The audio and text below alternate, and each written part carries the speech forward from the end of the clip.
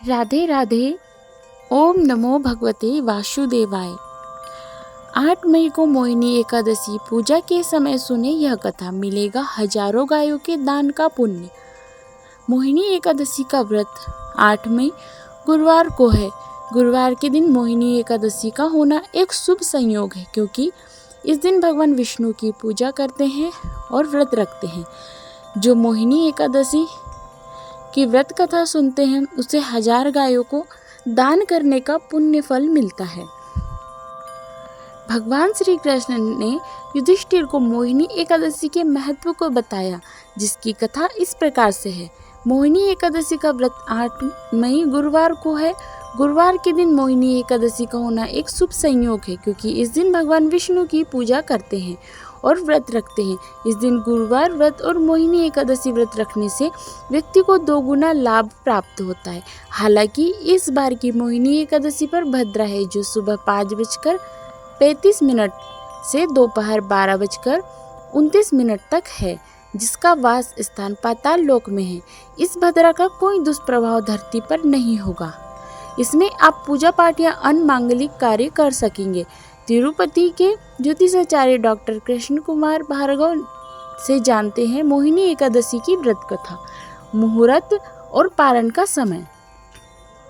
तो आइए हम मोहिनी एकादशी व्रत कथा का श्रवण करते हैं। मोहिनी एकादशी का व्रत वैशाख शुक्ल एकादशी तिथि को मनाते हैं। जो व्यक्ति मोहिनी एकादशी का व्रत करता है उसे पुण्य और मोक्ष मिलता है। जो मोहिनी एकादशी की व्रत कथा सुनते हैं उसे 1000 गायों को दान करने का पुण्य मिलता है। भगवान श्री कृष्ण ने युधिष्ठिर को मोहिनी एकादशी के महत्व को बताया, जिसकी कथा इस प्रकार से है। एक समय सरस्वती नदी के किनारे भद्रावती नगर था, जिस पर राजा द्युतिमान का शासन था। चंद्रवंशी राजा द्युतिमान के नगर में धनपाल नामक वैश्य भी रहता था। वह जितना धनवान था उतना ही पुण्यात्मा भी था। धर्म कर्म और पूजा पाठ में उसका मन लगता था। वह भगवान विष्णु की पूजा करता था और व्रत रखता था। उसने कई जगहों पर धर्मशाला और भोजनालय बनवाए थे। धर्मार्थ कार्यों के तहत उसने काफी संख्या में पेड़ और पौधे लगवाए थे।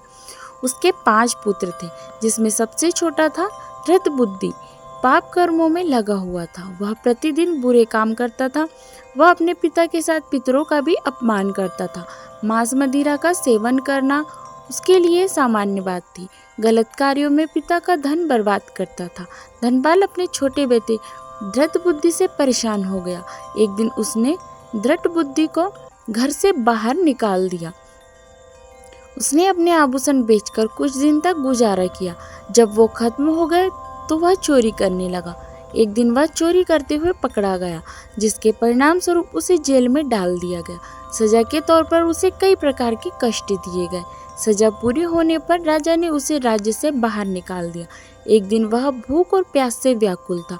भोजन की तलाश में वह कौंडिन्य ऋषि के आश्रम में चला गया।